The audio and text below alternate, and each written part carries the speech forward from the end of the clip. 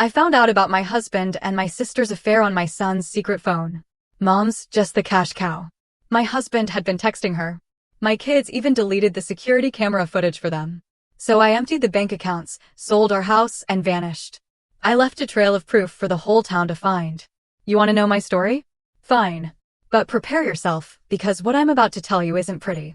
It's about a betrayal so deep, so calculated, it didn't just break my heart, it set me on fire.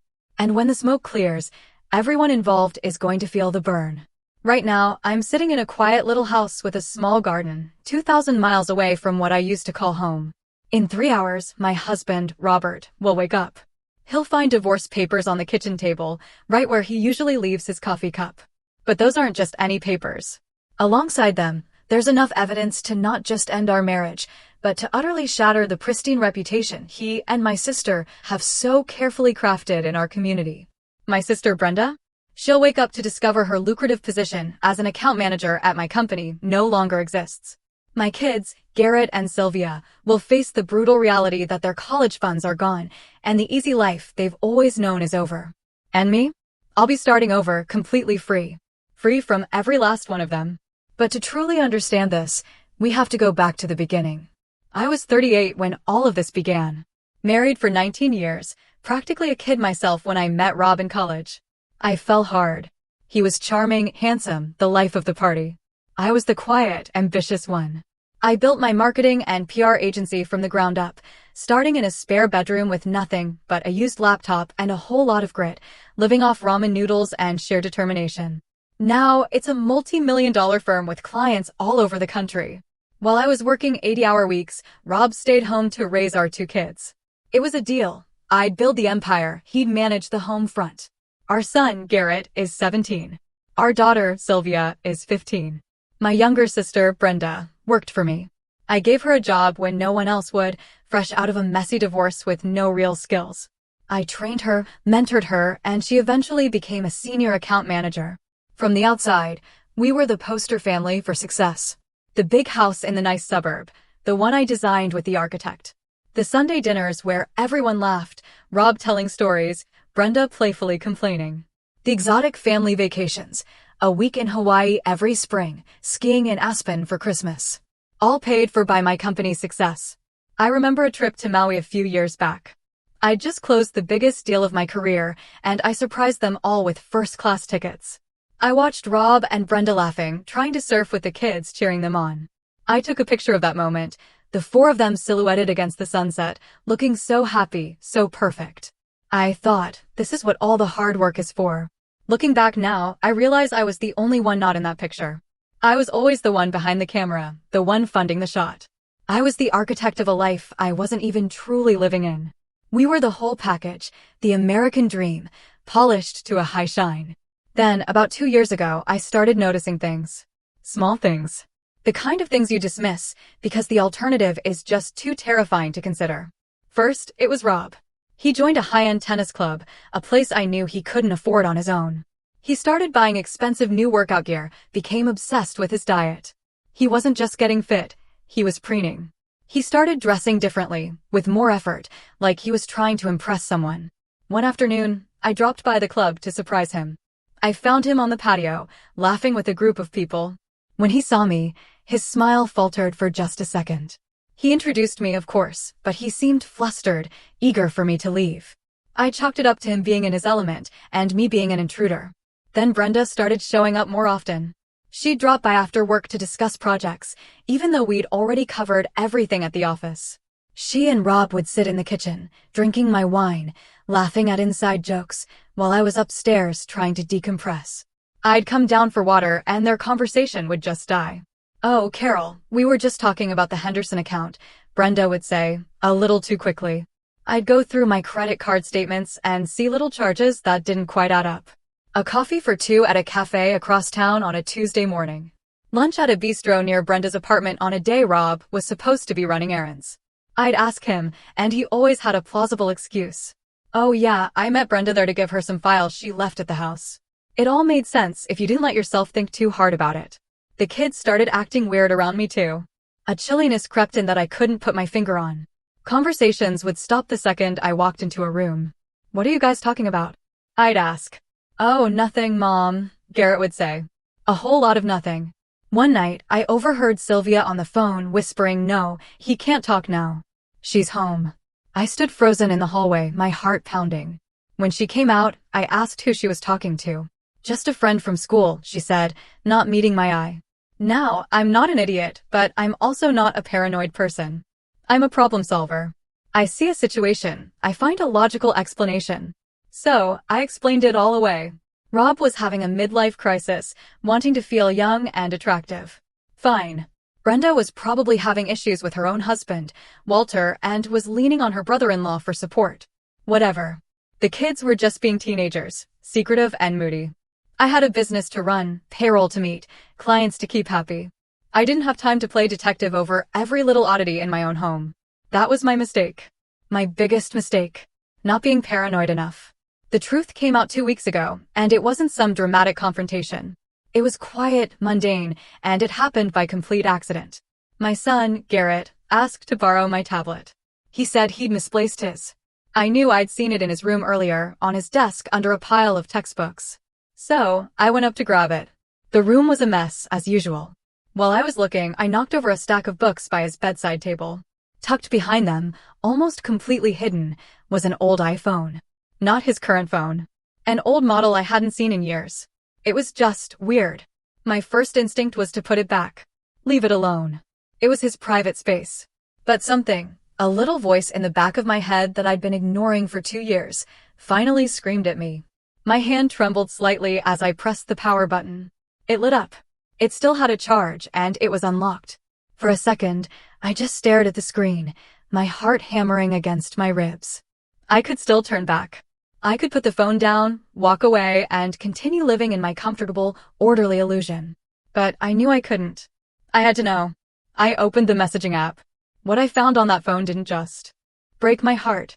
It vaporized it. It took everything I thought I knew about my life, my family, my own reality, and it turned it all to dust. 2 years of messages between my husband, Rob, and my sister, Brenda. It wasn't just some sordid fling. They were in love. They were planning a future. They talked about me constantly, not with anger, but with cold, dismissive contempt. I was an obstacle. I was the money machine funding their future life together. I read messages where they mocked a dress I wore to a company dinner. I saw texts where Rob complained about having to play the doting husband when I was stressed about work. Just got to play the loving husband a little longer till the new product line launches, one of his texts read. Then the divorce payout will be huge. We can finally get that place in Napa. Brenda's reply? Just think of the vineyard. Hold on to that thought. There were hundreds of photos. Hundreds. In my bed. On my couch. In his car. The one I bought him for his 40th birthday. There were even pictures taken in my office at work, on a weekend when I was away at a conference. The sheer arrogance of it took my breath away. They were laughing, toasting with my champagne from the office mini-fridge, sitting in my chair. But that wasn't the worst part. The worst part was the messages with my kids. They knew. They had known for over a year. And they weren't just silent observers. They were active participants. My son, Garrett, the one I taught how to ride a bike, the one whose every scraped knee I had bandaged. He was in on it. There were texts from Rob. Hey bud, Brenda's coming over. Can you make sure the driveway camera footage from 2 to 4 p.m. gets deleted? Garrett's reply. Got it, Dad. My daughter, Sylvia. My little girl. She was the alibi. I found messages from Brenda to her. Hey sweetie, if your mom asks, I was at your soccer practice until 6 o'clock, okay? And Sylvia would lie for them. I thought back to all the times I'd come home and asked where Rob was, and she'd look me right in the eye and say, oh, Dad was at my practice until 6 o'clock. Meanwhile, a time-stamped photo on that phone showed my husband and my sister together at a hotel at 4:03 p.m. They had a whole system. Code words. Warning signals for when I was coming home early. My own children were lookouts for their father's affair with their aunt. I sat there on my son's floor for what felt like an eternity, but it was probably an hour. I just scrolled and scrolled. My mind went blank. I felt like I was floating outside my own body, watching this woman discover the wreckage of her life. I used my own phone to take pictures of everything, every message, every photo. My hands weren't even shaking. I wasn't crying. I felt nothing. It was like I was watching a movie about someone else's tragic, pathetic life. The shock was so profound, it was like a full-body anesthetic. When I finally managed to stand up, my legs felt like they didn't belong to me. I placed the old iPhone back exactly where I found it, behind the books. I walked downstairs. The scene in my kitchen was so grotesquely normal, it felt like something out of a horror movie. My husband was at the stove, humming along to the radio, making my favorite pasta dish. My sister was sitting at the kitchen island, sipping a glass of my Chardonnay, scrolling through her phone. My kids were at the table, pretending to do homework. A perfect family evening. "Hey babe," Rob said, smiling at me. That easy, handsome smile that I used to love. "Dinner's almost ready." I smiled back. It felt like my face was cracking. I walked over, kissed him on the cheek. His skin was warm. I felt nothing. I grabbed a glass of wine and sat down right next to my sister. "How was work today, sis?" she asked, her voice full of fake concern. "Good," I said, my voice even. "Real good. Closed the Henderson deal." "Oh, Carol, that's amazing," she squealed, giving my arm a squeeze.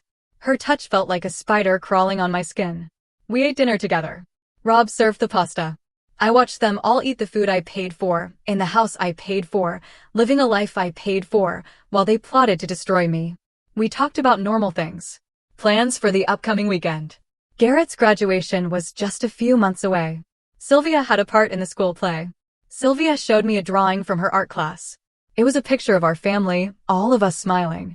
I told her it was beautiful, and my voice didn't even break. I was looking at my daughter, my baby girl, and I didn't recognize her. She was a stranger, a co-conspirator. Just a normal family dinner. Except now I knew. I knew every smile was fake. Every laugh was a lie. Every "I love you, Mom" was absolute garbage. Later that night, in our bedroom, Rob initiated sex. It was the first time in months he'd shown any real interest. And I let him. I went through with it. I was numb, detached. A performer playing a role. The whole time, I was just thinking about them, about him and my sister in this bed, our bed. I wondered how many times they had been in here while I was on a business trip, closing a deal to pay for their lives. When we were done, he rolled over and cuddled into me. He whispered, "I love you." I stared at the dark ceiling. "Love you too," I lied. He fell asleep a few minutes later, his head on my chest, breathing deeply. He looked so peaceful, so innocent. And I just lay there wide awake, staring at the ceiling until the sun came up. The numbness was wearing off, and something else was taking its place. Something cold and hard and sharp. I wasn't a victim anymore. I was a planner. And I was about to plan the demolition of their perfect little world. A lot of people, maybe even some of you listening, would probably say I should have confronted them right then and there. Screamed. Cried. Thrown things. Had it out. I thought about it. I imagined myself walking downstairs with that phone, throwing it on the table, and watching their faces crumble. But then what? A messy, ugly fight. Denials. Lies. Rob would have called me hysterical. Brenda would have played the victim. They would have gaslighted me, told me I was crazy, that I was misinterpreting things. They would have turned it around and somehow made it my fault. The classic, "You were never home. You were always working defense." No. I've learned one thing from running a business for 15 years. When you strike once, and you make it count. You gather your intel, you form a strategy, and you execute it flawlessly. You don't go into a negotiation screaming. You go in with all the leverage. And I had all the leverage. The 2 weeks that followed that night were a masterclass in living a double life. On the surface, I was the same Carol, stressed from work, but a loving wife and mother. Underneath, I was an architect of ruin, working with a focus I hadn't felt since the early days of my company. My first move was to find a lawyer. I didn't just find any lawyer. I spent 2 full days researching, vetting, and interviewing 3 of the most ruthless divorce attorneys in the state. The first one I met kept patting my hand and suggesting counseling. "Marriage is a marathon, Carol," he said, condescendingly. I walked out after 10 minutes. The second was a woman who seemed more interested in her billable hours than my case. Then I met Catherine.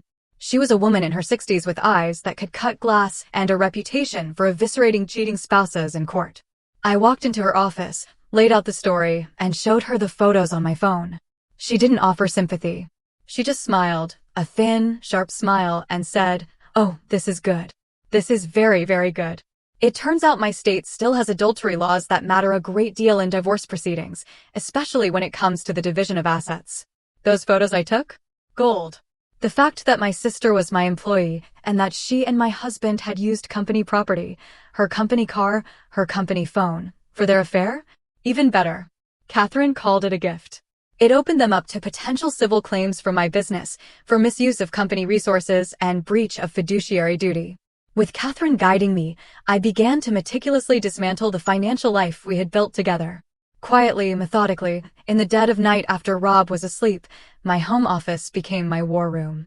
First, I paid off all our joint credit cards down to a zero balance. Every single one. Then I called each company and closed the accounts. The reason I gave? Financial consolidation. The next day, I went to my company's HR department and had my direct deposit rerouted to a new, individual bank account in my name only. That was a big move. The salary that funded their entire lifestyle was now firewalled away from them. I started moving money around. I couldn't just drain our joint savings without raising alarms. So, I started making a series of legitimate loans to a shell corporation owned by a trusted friend from college. I drafted the paperwork myself. On paper, it was a sound business investment. In reality, it was me securing my capital before the demolition. I came home one evening and announced I was selling my boat and Rob's precious sports car. He was horrified. But why, Carol? I love that car. We have so many great memories with the boat. I feigned anxiety, rubbing my temples. I even practiced looking distressed in the car on the way home. Honey, I'm just so worried about the market. I think we need to be more financially responsible, cut down on our luxuries. We need to be saving more. It makes me feel more secure. To my surprise, he bought it. He even put his arm around me. The picture of a concerned husband. Of course, babe. I didn't realize you were so stressed. Whatever makes you feel secure. Oh, I bet he was supportive. Less debt for him to worry about when he and Brenda thought they were going to ride off into the sunset with half of my company. I liquidated our entire joint investment portfolio. The market's about to tank, Rob. Trust me, my gut is telling me to pull out now. He, who didn't know a stock from a bond, just nodded along. My husband thought I was having some kind of financial anxiety episode. He had no idea I was preparing for war. Next, the business. This was trickier. I couldn't just fire Brenda without tipping my hand. So, I did something better. I promoted her. I gave her a fancy new title, Director of Client Operations. It came with a small salary bump, but a lot more responsibility. More importantly, it came with a new employment contract, drafted by Catherine's office. Tucked away in the fine print were clauses that made her personally liable for major client losses or breaches of contract. I started giving her the most difficult, high-maintenance accounts. I also started documenting everything. Every missed deadline. Every client complaint. Every long lunch. There were many. And my home life? I kept playing the part. I was the perfect wife and mom. I initiated family dinners. I asked the kids about their homework. I listened to Rob talk for hours about his tennis matches. My son, Garrett, got a little suspicious once. He found me in the study late one night, just staring at a spreadsheet. Mom, you seem different lately, he said, hovering in the doorway. You're always working. Everything okay? The faint concern in his voice made me want to scream. I forced a tired smile. Just work stress, buddy. Big new project. It's a lot of pressure. Nothing for you to worry about. He exchanged a look with his sister, Sylvia, who was in the hallway. They probably thought I was getting suspicious of them. Good. Let them sweat a little. The final piece of the puzzle was the house. Our beautiful, custom-built $800,000 house. It was fully paid off in both of our names. This was my biggest vulnerability. I couldn't let them get half of it. So, I created an opportunity. I told Rob I'd run into an old acquaintance at a charity event, a real estate developer. He made an offer on the house, Rob. A cash offer. It's too good to refuse. We can downsize, invest the profits, think about our future. It's the smart move. He was hesitant at first. But Carol, this place has so many memories. Yeah, like the memory of you sleeping with my sister in my bed, you piece of trash, I thought. Out loud, I said, sometimes you have to let go of the past to move forward. A new chapter for us. It took a week of convincing, of showing him spreadsheets with inflated numbers about how much we could make, but he finally agreed. We had a real estate agent come over. I watched as Rob charmed her, walking her through the home I designed, pointing out the features I chose. I had to go into the bathroom and splash cold water on my face to keep from screaming. We signed the initial paperwork. The closing was in 30 days. He thought we were going to go house hunting next week. He even brought home brochures for gated communities in the next town over. We're not going. Brenda came by the day after we signed. She walked around the living room, touching the furniture. Are you sure about selling, sis? This place is so special. Yeah, I said, looking her right in the eye. Sometimes you just need a fresh start. She actually had the nerve to pat me on the shoulder. That's really brave, Carol. 3 more weeks. 3 more weeks of this charade. Then I was going to burn it all to the ground. And for everyone worried about the kids, they made their choice. They chose to lie to me every single day for over a year. They weren't toddlers. They were old enough to know right from wrong. They picked their side. Now they were about to have to live with it. The final 6 weeks were a blur of meticulous planning and compartmentalization. I was living a double life, and I was getting damn good at it. During the day, I was the distressed but loving wife and CEO. At night, after everyone was asleep, I was on my laptop, methodically setting up my new existence. It felt like I was planning the most complex marketing campaign of my life, but the product was my own freedom. The setup was everything. I found a killer apartment in a city 2,000 miles away, a place with huge windows and a view of the water. I hired a remote interior designer and had it fully furnished before I ever even set foot in it. I spent hours online picking out everything from the sofa to the silverware. It was the first time in years I had made decisions for a home that were entirely my own, without having to consult anyone. It was a small thing, but it felt incredibly liberating. I leveraged my business contacts to line up a major commercial project in my new city, a consulting gig that would keep me busy and profitable for months. I opened new bank accounts, got a new phone plan with a new number, new credit cards, a whole new identity, financially speaking. I even joined a gym out there online. I was building a life raft while they were all still partying on the Titanic. The house closing was scheduled for the week after my departure. Rob thought we were moving into a luxury rental temporarily while we searched for our dream home. He was so excited. He spent evenings looking at real estate websites, showing me mansions we could afford with the profits from the sale. I would nod and smile, making non-committal comments, while inside I was counting down the days. Packing was a strategic operation. All of my truly important stuff, my personal documents, my grandfather's watch, family photo albums, my father's old records, was packed and shipped out in boxes labeled office supplies and client files. I did it piece by piece over weeks. Sheer audacity was my cover. I would pack a box in my home office right in front of him, and he'd just see a busy woman preparing for a move. Just getting a head start, babe, I'd say. You know how I like to be organized.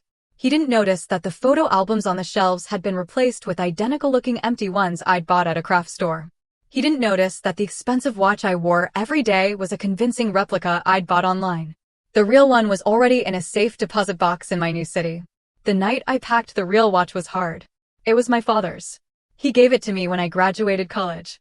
Holding its weight in my hand, I felt a wave of grief for the family I thought I was protecting, the legacy I thought I was building.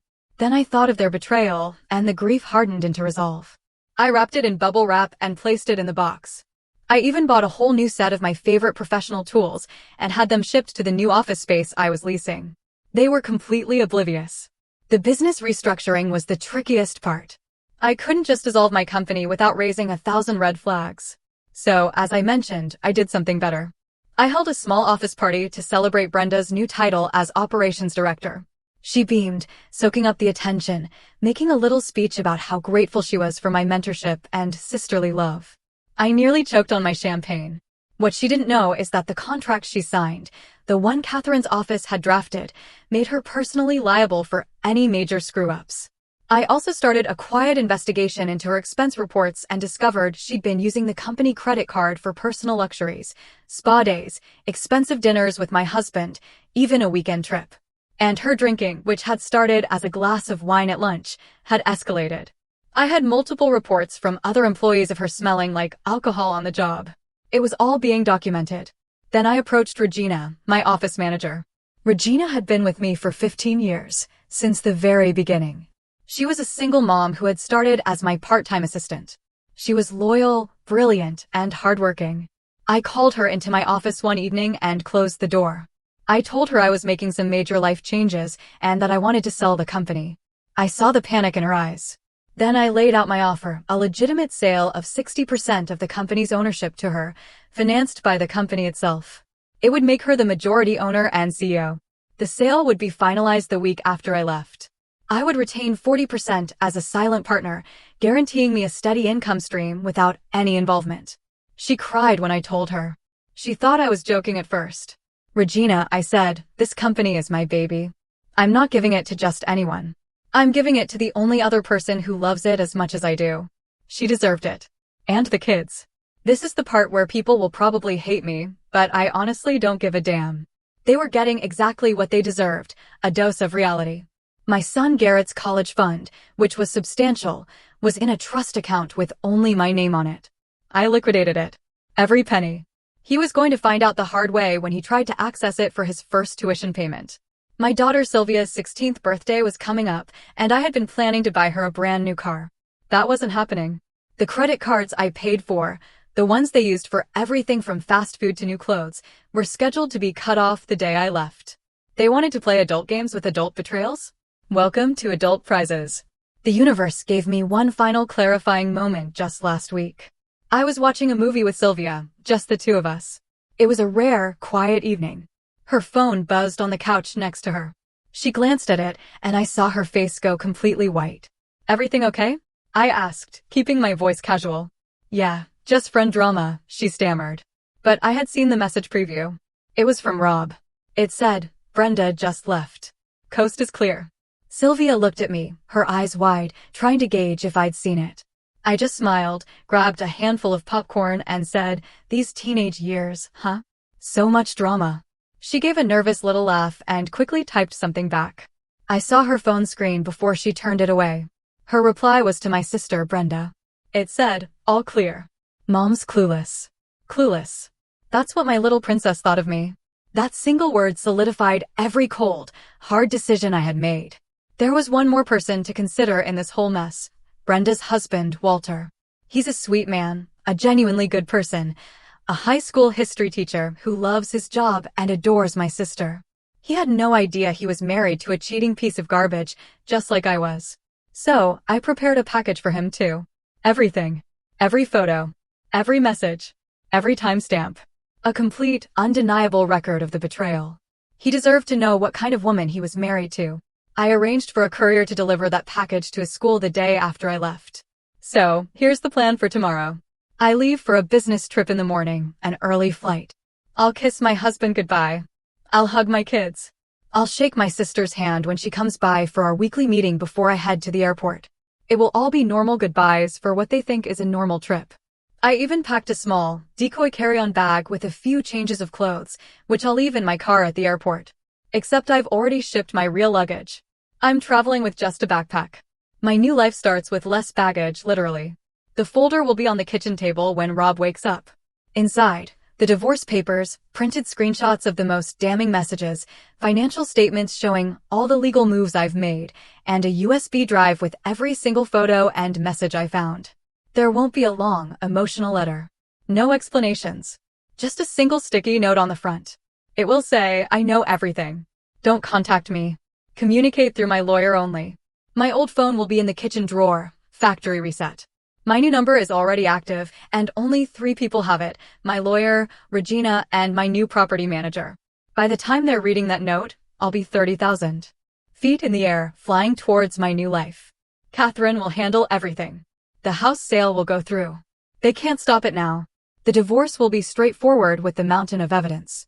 Brenda will get her termination letter via certified mail, along with a notice that any attempt to contest it will result in me pursuing criminal charges for embezzlement, thanks to her creative use of the company credit card.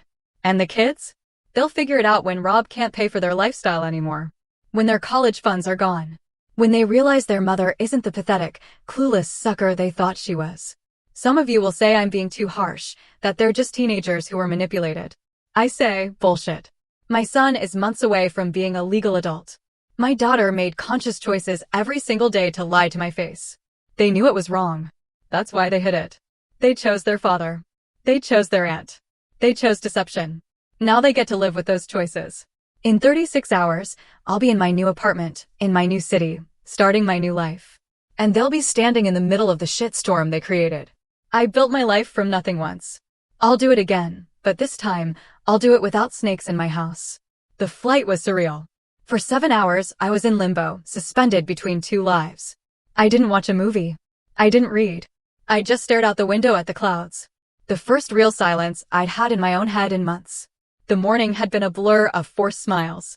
The hug I gave Sylvia felt like holding a stranger. Garrett gave me a quick one-armed hug before burying his face in his phone. Rob kissed me at the door. Have a good trip, babe. Call me when you land. I drove to the airport on autopilot, my town looking foreign in the rearview mirror. I left the car in long-term parking, dropped the decoy bag in the trunk, and walked into the terminal with nothing but my backpack and a one-way ticket to my future. I landed at noon. By 12:30, I was in a cab heading to my new apartment. My new phone, the one with the number only 3 people had, started buzzing. It was Catherine, my lawyer. The package has been delivered, she said, her voice crisp and professional. And the recipient is not pleased. She told me my old phone, the one I left behind, had been blowing up her office's answering service. By the time I checked into my new building, I had 47 missed calls from various numbers belonging to Rob, Brenda, and my parents. I didn't answer a single one. I stood in the middle of my new, beautifully furnished, and completely empty apartment, listening to the city sounds outside my window, and I felt a profound sense of peace. The storm was breaking, and I was safe in the eye of it. The shit didn't just hit the fan. It hit every fan in a 10-mile radius. According to Catherine, who had a certain grim satisfaction in her voice as she recounted the events over the next few days, Rob found the folder around 7 a.m. when he went to make coffee. His first call was to her office, screaming, crying, demanding to know where I was. She gave him the practiced, ice-cold line, "Miss Evans has retained me for the dissolution of her marriage. All communication will go through me. She will not be responding to any attempts at direct contact." Brenda showed up at the house by 8 a.m., probably summoned by a frantic call from Rob. Apparently, the fight that erupted between them was legendary. Catherine had a source, a nosy neighbor who was an old client of hers, who reported a massive screaming match on the front lawn. Accusations, recriminations, the whole ugly spectacle. The neighbor called the cops, reporting a domestic disturbance. Beautiful. The two lovebirds finally turning on each other when the money machine was gone. That afternoon, my son Garrett tried to access his college fund to put down a deposit for his dorm room at the state university he'd been so proud of getting into. Surprise, motherfucker. The account was empty. Catherine said he called her office completely bewildered, asking if there had been some kind of bank error. She informed him there was no error. The funds, which were solely in my name, had been legally withdrawn by me. He apparently started crying on the phone with her paralegal. My daughter Sylvia got her dose of reality at the school cafeteria. She tried to buy lunch, and her debit card was declined. Welcome to the real world, princess. Her friends had to spot her the cash. The humiliation was just beginning. The immediate fallout was just the beginning. The package I sent to Walter, Brenda's husband, was delivered to the high school where he teaches. He opened it during his lunch break. He didn't just leave her. He went scorched earth. He posted everything, the messages, the photos, the whole sordid story, on his Facebook page. He wrote a long, heartbreaking post about betrayal, about trust, and about the 2 people who had destroyed his family. He tagged Rob. He tagged Brenda. He tagged our local community group. The whole town knew within hours. Rob and Brenda tried to do damage control. They posted some vague crap about going through a difficult time and asking for privacy. That went over about as well as you'd expect when everyone in your social circle has already seen screenshots of you and your sister-in-law in bed. The comment sections were a bloodbath. The work situation detonated the next morning. Brenda had the audacity to show up to work like nothing had happened. Regina, my loyal manager and now the new majority owner, was waiting for her. She had security escort my sister out of the building she used to walk into like she owned the place. Brenda screamed about wrongful termination. The company's lawyer, already prepped by Catherine, shut that down real quick with the file documenting her misuse of company property and her on-the-job drinking. The best part? She'd been bragging about her big promotion and her new executive salary to anyone who would listen. She'd even taken out a loan for a new luxury car based on that salary. Now she was unemployed, about to be divorced, and drowning in debt. You just love to see it. The weeks that followed the detonation were a strange mix of legal maneuvers and personal rebuilding. While they were living through the public humiliation and financial chaos I had engineered, I was quietly putting my life back together 2,000 miles away. I spent the first week just being. I explored my new neighborhood, found a little coffee shop where the barista knew my order by the third day, and took long walks by the water. I was decompressing from 2 years of holding my breath. The divorce was, in Catherine's words, the cleanest, quickest train wreck I've ever seen. Rob's lawyer, a slick guy in an expensive suit, tried to fight, of course. They tried to claim I'd abandoned the family, that Rob deserved half of everything, plus significant alimony for his years as a stay-at-home dad. Catherine literally laughed on the phone with them. Then she sent over the full evidence file, the affair, the conspiracy, the kids' involvement, Brenda's misuse of company funds. It was overwhelming. Catherine told me they had a settlement meeting where Rob's lawyer looked at the evidence for 10 minutes, went pale, and asked for a recess. He came back and advised Rob to take whatever was offered. They tried one last desperate Hail Mary. They claimed emotional abuse, that my high-pressure career had driven him into my sister's arms. The judge, a no-nonsense woman who looked like she'd seen it all, took one look at the evidence file and almost held Rob in contempt of court. "You're claiming emotional abuse, Mr. Evans," she'd said, according to Catherine's gleeful retelling, "while you were documenting your affair in your wife's office, using her money to do it? Get out of my courtroom with that nonsense." The final settlement was brutal for him. He got exactly what the law required, and not a penny more. From the sale of the house, after everything was settled, he walked away with about $200,000. That might sound like a lot, but for a man with no job skills, no recent work history, and a reputation that was now radioactive in our town, that money wouldn't last 2 years, especially with the way he was used to living. There were no custody issues to fight over since Garrett was about to turn 18 and Sylvia was old enough to make her own choices, though the court noted the children's complicity in the matter. I kept the business. I kept my investments. I kept my retirement accounts. I kept my life. The extended family drama was a whole other level of rich. My parents initially tried to stay neutral. "There are two sides to every story, Carol," my mom said on one tearful phone call. That neutrality vanished the moment Catherine, at my instruction, sent them a condensed version of the evidence file. My dad called me after that. He wasn't calling to check on me. He was calling to apologize. To apologize for raising a daughter like Brenda. A piece of trash, in his words. He told me he was consulting his own lawyer about the family inheritance to ensure Brenda would never see another dime. It was a cold, hard move, but I understood it. The trauma of that magnitude changes everything. Rob's family, on the other hand, tried to come at me on social media. His mother posted a long rant about what a heartless monster I was, abandoning my family. I had Catherine send a cease and desist letter with a few choice photographic attachments. I got a furious, misspelled email from my now ex-mother-in-law, which I read, laughed at, and then forwarded to Catherine with the note, "File this under fan mail." They shut up real quick when they saw their son and their daughter-in-law's sister in poses that were anything but family-friendly. And what about my life? I was thriving. The new consulting venture was exceeding all my projections. I already had 3 major projects lined up for the next year. I joined that gym I'd signed up for online and started working with a personal trainer. I was hitting it hard. I was down 20 pounds of fat and up 10 pounds of muscle. The anger was a powerful motivator. Dating? Not yet. I wasn't ready, but I'd had offers. Turns out a successful, fit, single woman in her late 30s is in demand. Who knew? I bought myself a new car, a sleek convertible I'd always wanted, but Rob had said was impractical. I paid cash. I also started seeing a therapist, not because I was sad or guilty. I wasn't, but because I wanted to make sure I understood how I had let this happen. I wanted to make sure I would never, ever miss the red flags again. She helped me realize I hadn't just been betrayed by my family. For years, I had betrayed myself by ignoring my own instincts.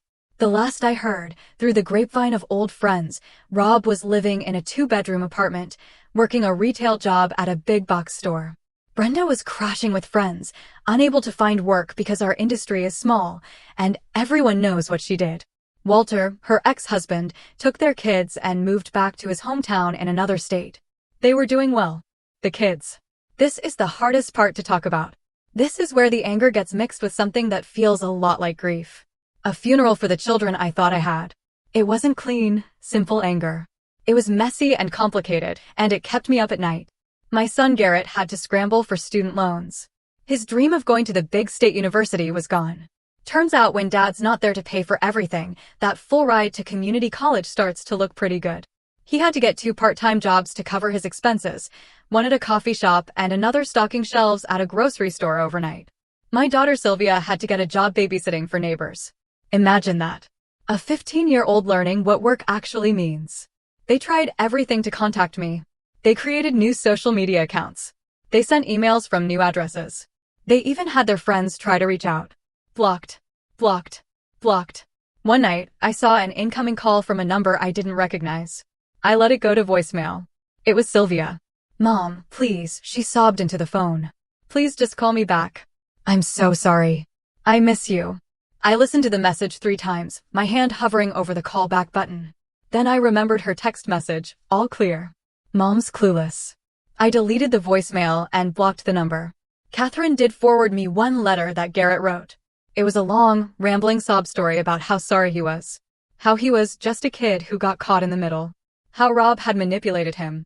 How he never meant to hurt me. Caught in the middle. I read that line, and I felt a hot flash of rage crawl up my neck. I just stared at the wall, the letter feeling heavy in my hand. I dissected his words for my audience, pointing out the passive language. He was caught, not I made a choice. He was manipulated, not I chose to believe the lies because it was easier. You weren't caught in anything, you little shit. You actively deleted security footage. You were an accomplice. A few months later, on her 16th birthday, I got a letter from Sylvia. It was 2 pages of apologies, regrets, and promises to make things right. She included a photo of us from when she was little. A picture of me holding her on my shoulders at the beach. A nice try. But emotional manipulation doesn't work when you've already checked out. It was a performance of remorse, not the real thing. "I understand if you never forgive me," Garrett had written. "But you're punishing Dad and Sylvia for my mistakes." No, Junior. I'm not punishing anyone. I'm just not subsidizing your lives anymore. There's a big difference. Maybe one day, when they are adults, when they've had their own hearts broken, when they have families of their own, maybe then they'll understand the depth of their betrayal. Or maybe not. Either way, I'll be living my life on my terms. I had to let them go. I had to, for my own sanity. It was like amputating a limb to save the rest of the body. It hurt like hell, but it was necessary for survival. Life moves on. That's what they tell you, right? But for a long time, it felt like I was just going through the motions. Wake up, go to the gym, work, eat, sleep, repeat. I was functional, successful even. But there was a hollowness inside me. I had built walls around my heart so high and so thick, I wasn't sure if anything could ever get through again. I went on a few dates with nice, normal men, but I felt nothing. I was polite but distant. I couldn't let my guard down. Then, something unexpected happened. Walter, Brenda's ex-husband, reached out. It started with an email. He just wanted to thank me for telling him the truth. He said it was the hardest thing he'd ever gone through, but knowing was better than living a lie. That one email turned into 2, then into long text conversations. We were 2 survivors of the same shipwreck, comparing notes. We talked about our exes, about the betrayal. But we also started talking about other things, about his love for history, about my passion for building brands, about our kids, about feeling lost in your late 30s. He told me something during one of those late-night calls that chilled me to the bone. He said that in the mess of their divorce, Brenda had admitted everything. She and Rob had been planning it for years. They weren't just waiting for my company to grow. They were waiting for my parents to pass away. My father had a heart condition, and they knew I was the main beneficiary of their will. They were waiting to get their hands on my inheritance, too. And the kids? The kids knew about that part of the plan as well. That little tidbit erased any lingering shred of doubt I had about my decisions. This wasn't a mistake. This was a conspiracy. After a few months of talking, Walter mentioned he was thinking of making a change. His school district was a mess, and he wanted a fresh start for him and his kids. My new city, he noted, had one of the best public school systems in the country. Was it messy? Maybe. Did I care? No. He moved here last month. We've been taking it slow. We met for coffee. It was awkward at first. 2 people connected by an ugly trauma. But then we started talking, and it was easy. He was kind and funny and decent. It's nice to be with someone who has integrity, someone who understands. We're just friends for now, but it's a foundation. I bought a house. Nothing fancy like my old one, but it's mine. 3 bedrooms, 2 baths, a pool, and a dedicated home office where I can work without someone nagging me about the noise. I even started teaching a small business class part-time at the local community college. It feels good to give back, to help young, ambitious people avoid some of the mistakes I made. I'm in the best shape of my life. I started boxing. There's something incredibly therapeutic about hitting a heavy bag when you imagine certain faces on it. I've made some solid friends at the gym, guys and gals who value honesty and hard work. The divorce was finalized 2 months ago. Cleanest divorce, Catherine said she'd ever seen. Why? Because the evidence was so overwhelming. There was nothing left to fight about. People ask if I regret it. If I regret going nuclear. If I should have tried counseling, tried to forgive, tried to keep the family together for the kids. Here's my answer, hell no. They didn't just cheat. They conspired. They plotted. They made me a fool in my own home, on my own dime. My children, the 2 people I would have died for, looked me in the eye every single day and they lied. They helped their father betray me. They knew how hard I worked for them, for our life, and they spit on it. Some people might forgive that. Some might say, keep the family together no matter what. Those people are better than me. Or maybe they're weaker. It depends on your perspective. I chose myself. For the first time in 19 years, I chose myself and I am not sorry. 2 weeks ago, out of the blue, my new phone rang. It was an old number I'd forgotten I'd given to our family dentist's office years ago. I almost didn't answer, but curiosity won. It was Rob. I don't know how he got the number. His voice was different. Thinner. Beaten. Carol, please, he said. Just 5 minutes. I need to tell you something. I almost hung up, but I listened. I wanted to hear it. You destroyed everything, he said, his voice cracking. The kids hate me. I can't find a decent job. Your sister won't even talk to me anymore. I lost everything. I waited a beat. My own voice, when it came out, was calm and steady. No, Rob. You didn't lose everything. You threw it all away. I just stopped picking up after you. I loved you, he said, and it sounded pathetic. I really did. I got confused. For 2 years. I asked. The silence on the other end of the line was my answer. I could hear him breathing. A shaky, shallow sound. Finally, he asked the question I knew was coming. Are you happy? Was destroying our family worth it? And that's when it all became crystal clear. I didn't feel anger anymore. I just felt pity. I didn't destroy our family, Rob, I said, and every word felt true. You did that when you slept with my sister. I just documented it. I hung up. Then I blocked that number too. And for good measure, I found a new dentist the next day. So, that's my story. I'm 39 now. Starting over wasn't easy. But God, it was worth it. I could have been the bigger person. I could have forgiven. I could have pretended the betrayal didn't cut me as deep as it did. But why? To save a family that conspired against me? To teach my kids that betrayal has no consequences? To show my husband that he could sleep with my sister and still live in my house and spend my money? No, thank you. I chose scorched earth. I chose consequences. I chose to show everyone involved that I am not the weak, oblivious provider they thought I was. And I'd do it again in a heartbeat. To any woman going through something similar, you do not owe anyone forgiveness. You don't owe them a second chance. You don't owe them access to the life you built. If they betray you, burn it down and build something better on the ashes.